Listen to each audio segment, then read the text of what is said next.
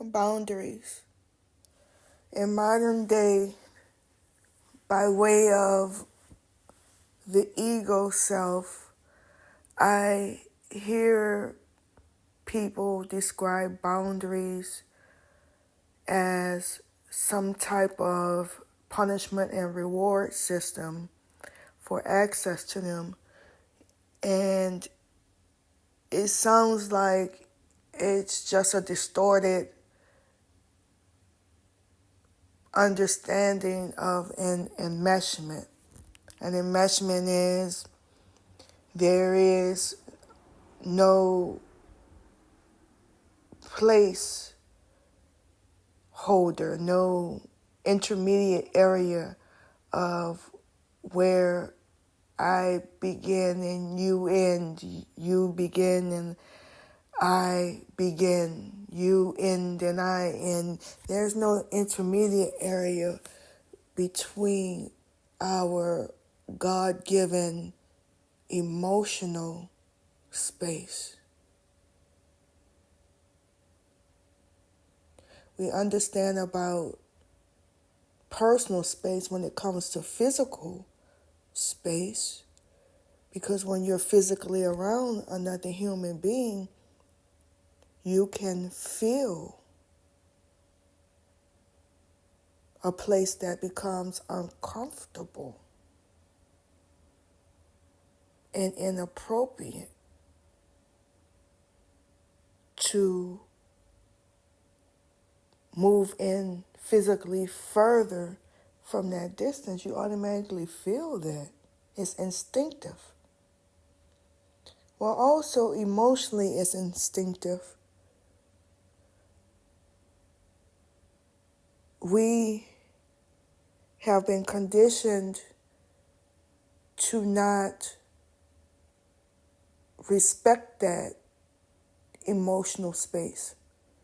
We've been conditioned to overlook that emotional space. We've been conditioned to overlook emotions in general. We're in a society of emotionally unintelligent individuals.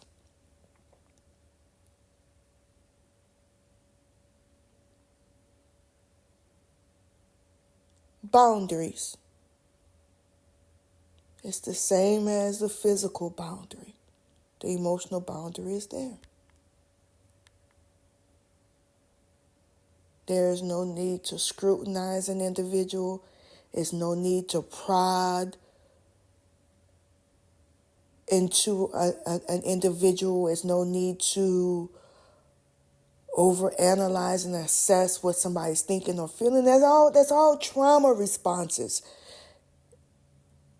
And through our own trauma, we can't even help one another heal. We can't even give one another the space, boundaries, to heal, to understand, to have empathy, compassion, and grace for one another, to see that majority of the time, that person isn't impeding on you to intentionally harm you as some act of malice. People have suffered from severe betrayal abuse, severe trauma. So the over-analyzing, the over-scrutinizing, the prodding and picking, that's all to see, are you safe? How safe am I with you? And that comes from a deeply traumatized individual who doesn't feel safe with themselves. You don't feel safe with yourself, and you have to ask all those questions, because forget the boundaries between you and another individual. People lack internal boundaries. Once you have your internal boundaries up, it doesn't matter so much of how much you could trust a person, because you already know through natural boundaries, there's places that you should not put a person. You should not make a person responsible or give a person too much too soon. That's the trauma that causes you to do that. Your personal boundaries are more important than the boundaries between you and another individual.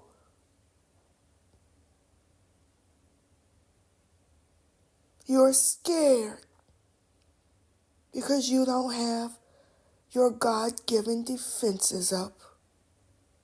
And out of fear, what we do, we turn towards facing one another. Are you safe? You hear something rattling in the darkness of your own mind, something rattling to the side, something that feels too big, too strong for you to overpower, and you become an adversary of someone who's not even doing you anything. You turn your sword to them. Are you safe? I'm scared of you. I cannot overpower you. I cannot dominate you. So that requires for anybody to be around you will have to be weak. Because it's required to be around you that a person has to not have any boundaries up. To be around you, a person have to lack internal strength. The enmeshment have to be there. It's all a distorted view on universal laws. To know others is to know yourself.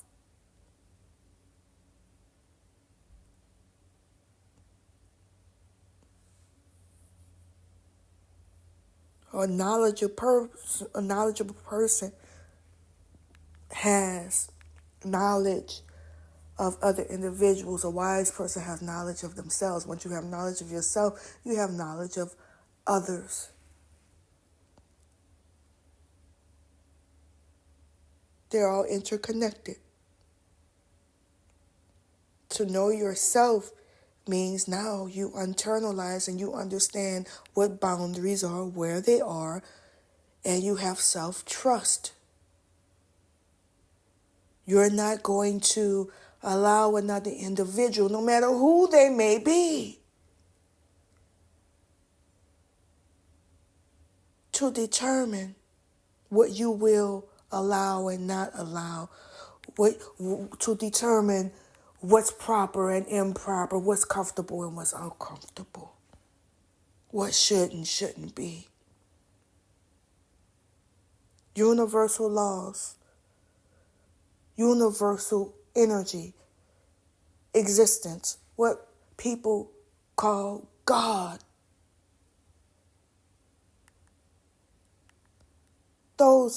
That's your boundary right there.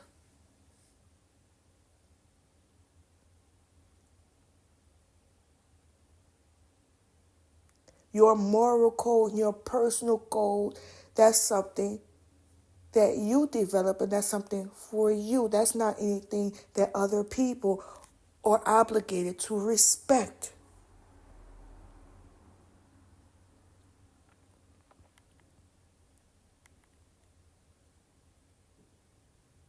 Your personal code of conduct is not contingent on group thinking, because that becomes a big old mess. And there you replace God with individuals once that happens.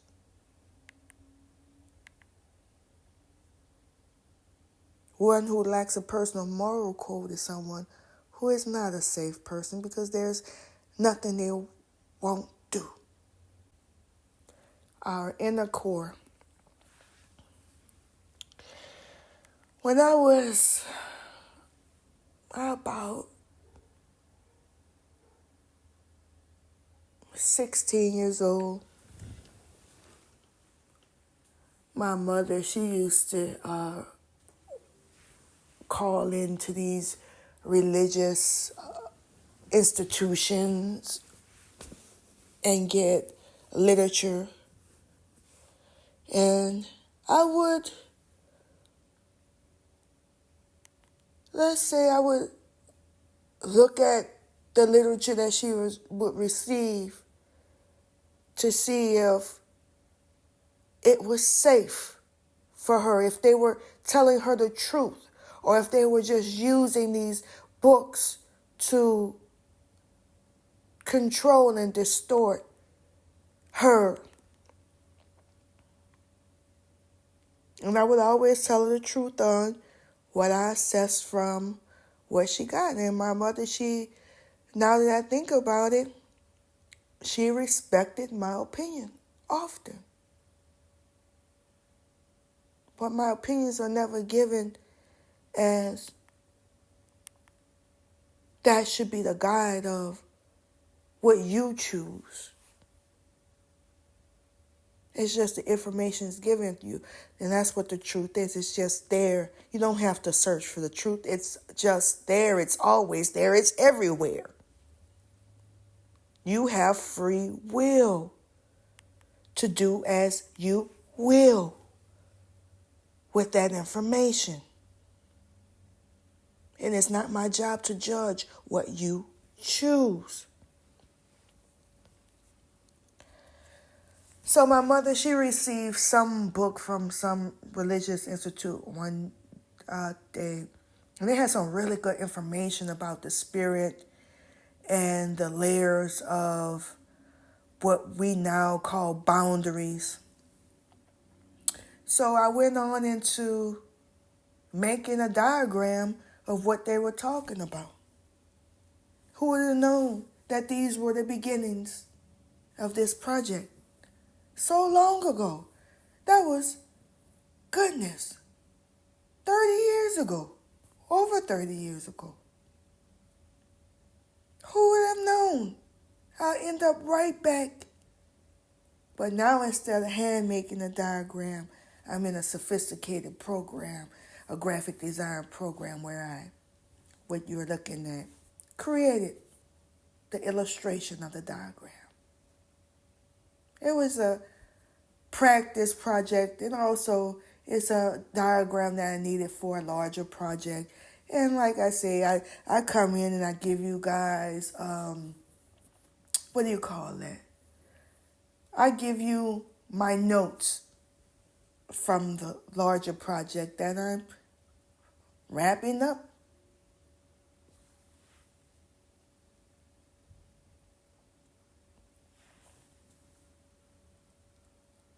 So this is what I assessed from the book.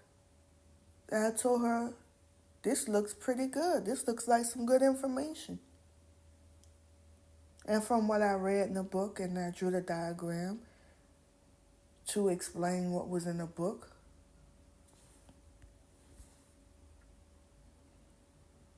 The same as what I'm doing here and now. And I just pieced those two things together like just now as I'm talking. Now what we understand to call boundaries is this, what you're looking at. And this is exactly what I drew from my mother 31 years ago in her kitchen. I was reading a book she ordered from a religious institute, and I was reading it to see,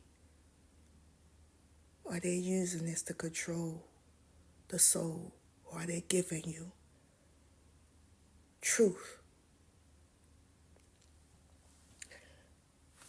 And that inner circle is a place where people say, hey, that's where God dwells. And we understand as we start to, as a society, grow, that that's our inner spirit. That should be solid. There should be clear boundaries. And let's be real, in the world we live in, with probably most people, I don't want to say most, I don't know, but I would say just from most of the people I encounter, how about that? That inner core isn't solid. It's hollow. It's wide open. It's a result of enmeshment, codependent development. That inner core, you could call it God, you could call it yourself, spirit, soul, you could call it whatever. Only one thing should be there. And that's the foundation of who you are internally. Not the character and the mask that you put on. That's who you are. And most people I encounter don't know who they are because that inner circle is not solid. It's wide open. You hear about friends, family, associates. All that's about after doing your due diligence and your experiences with individuals, it shows what are they capable of, how much trust can I afford to this person. That's nothing that's automatically given. It doesn't matter if it's mama, daddy, sister, brother, aunt, uncle, because it doesn't matter about a title. That's in the physical realm. That's in the realm of those outer range you're looking at. Regardless of anything, no one should be in that inner core because it's solid and nothing should be able to penetrate it. You're supposed to be impenetrable, but most people aren't.